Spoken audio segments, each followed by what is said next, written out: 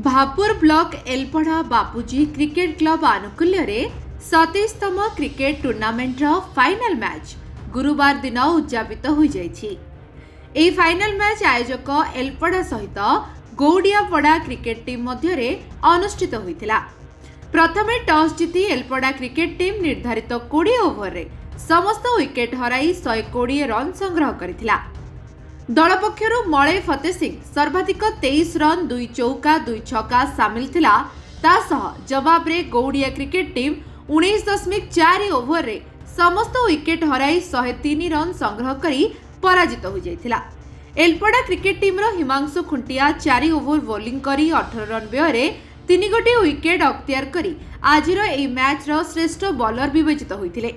ए match रे मुख्य अतिथि भावे नयागढ़ जिला बीजेडी उपसभापति गयाधर परिड़ा, सम्मानित अतिथि भावे 19 नंबर जोन जिला परिषद सभ्य सुशांत कुमार साहू, 20 नंबर जोन जिला परिषद सभ्य विजय कुमार सामंत, केन्दुपल्ली समिति सभ्य दीपक कुमार जेना प्रमुख जोगदेई खेलाड़ी माननकु उत्साहित करने सहित विजय दल को 5000 अर्थराशि सहित ट्रॉफी और उपविजेता दल को 3000 अर्थराशि सहित ट्रॉफी प्रदान करथिले। तबे मैच को तुषारकांत पात्र, अजय कुमार फतेह सिंह परिचालना करथिले।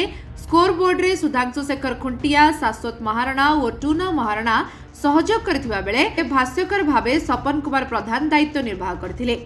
परिशेष रे बापूजी क्रिकेट क्लब रो सभापति आशुतोष रण सिंह धन्यवाद अर्पण करथिले।